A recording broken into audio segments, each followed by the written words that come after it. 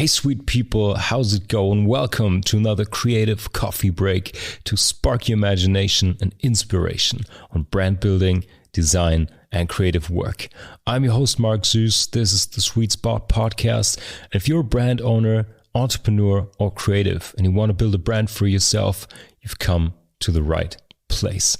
Today, I want to share some ideas on the hierarchy or the different competences when it comes to creative work, to get a better understanding of all dimensions of creativity, to enable you to build the right creative team based on competence and help you to value the right things when it comes to inner creative work, to talent, and what it needs to cultivate creativity and inspiration.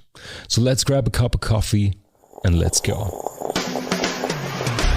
Freshly brewed inspiration, delicious news, and hot tips to wake up your brand building. This is the Creative Coffee Break with Marc T.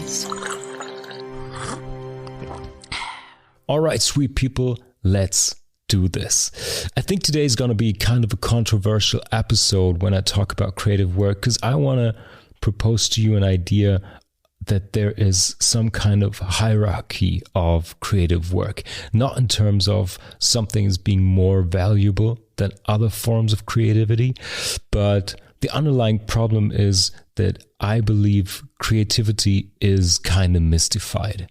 The word creativity comes up over years and years now in all sorts of contexts when it comes to creating innovation, when it comes to business, to art.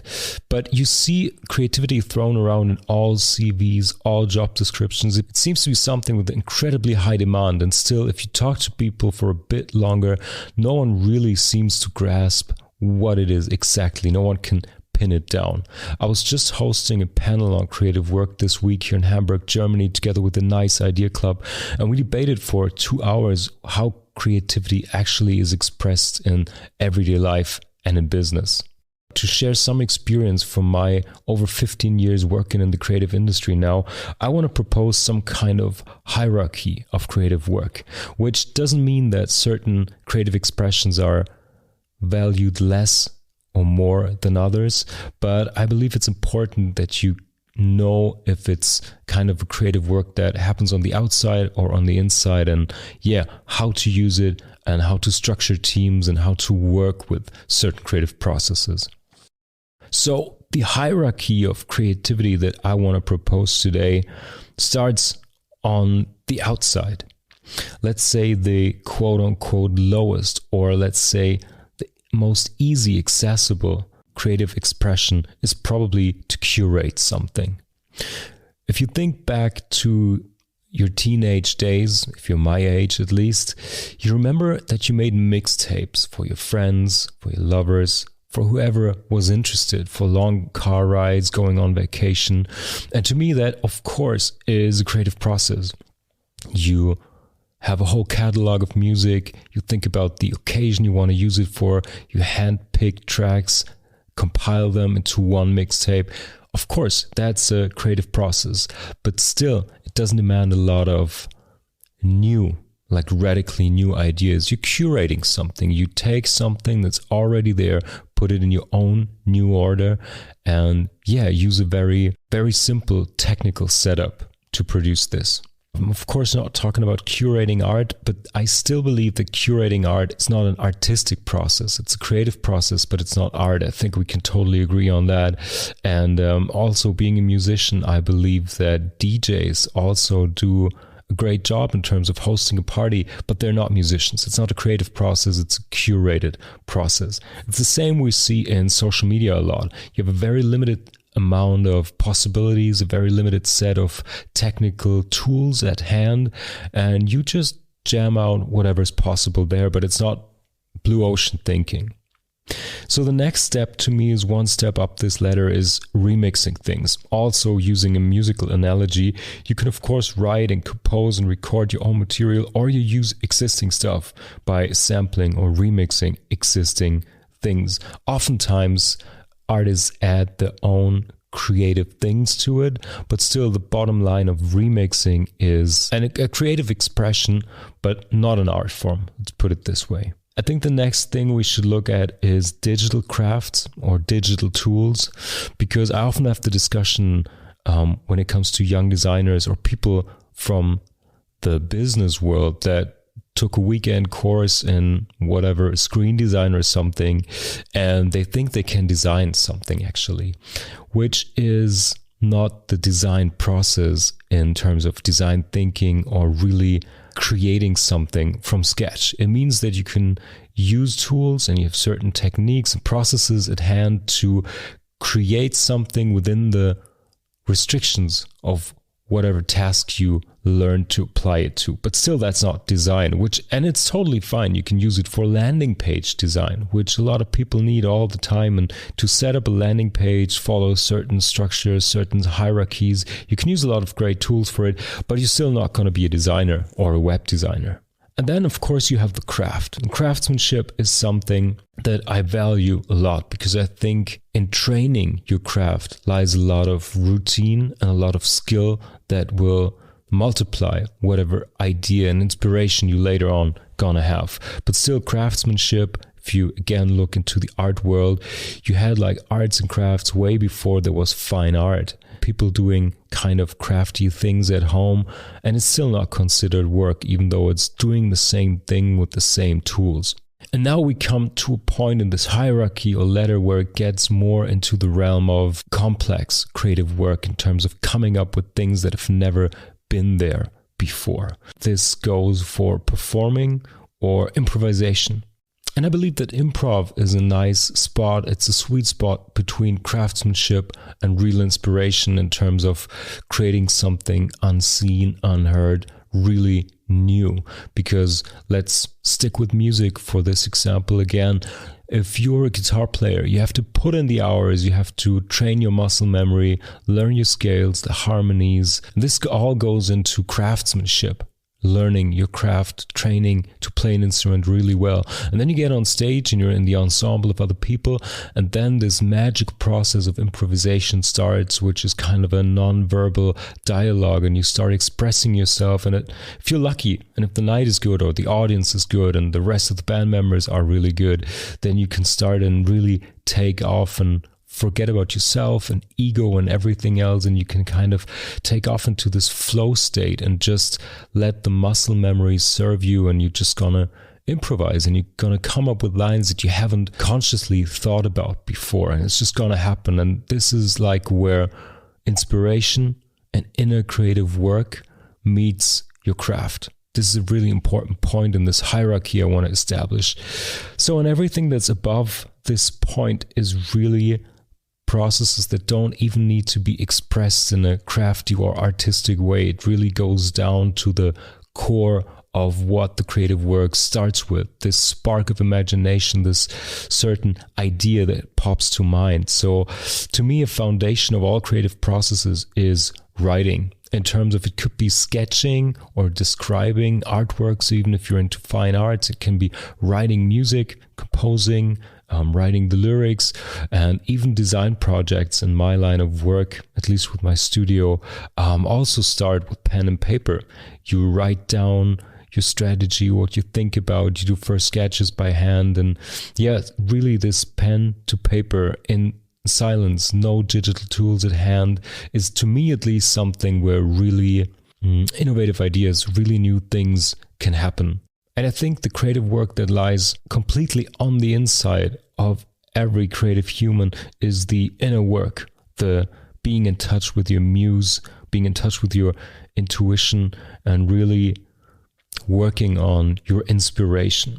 So this is like the opposite end of the hierarchy, or let's say ladder of creative work.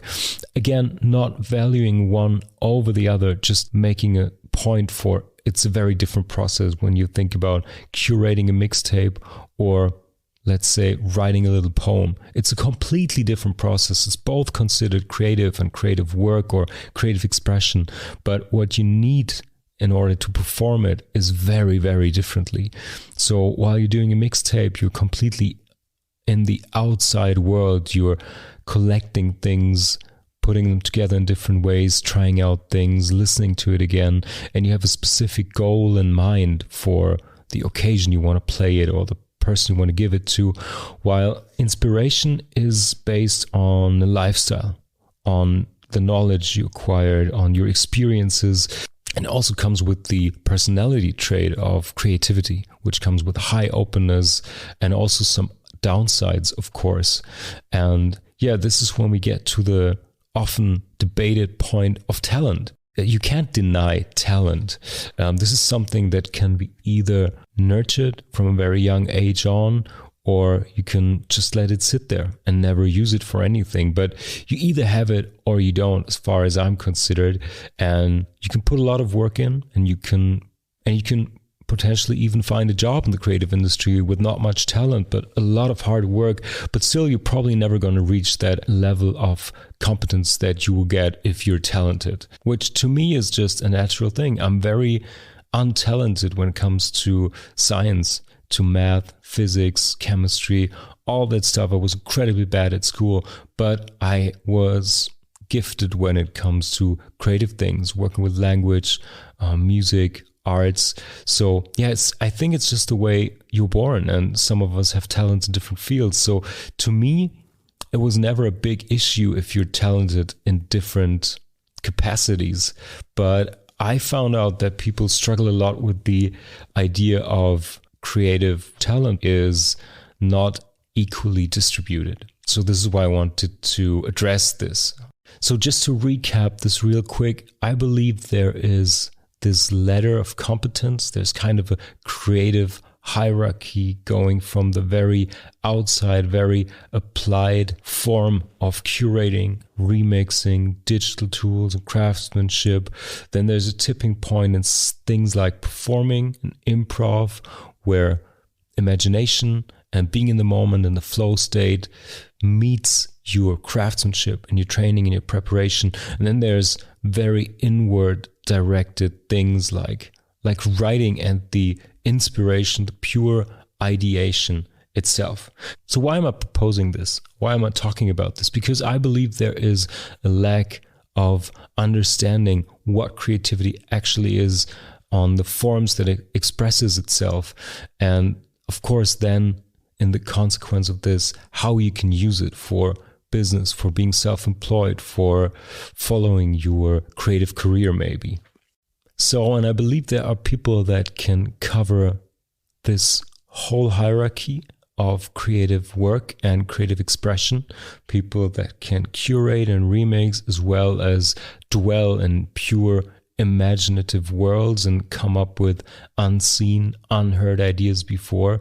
But it's important to understand there is an outside world to creative work, and there's inner work that has to be done that goes along with a very different rhythm, a very different way of curating your input.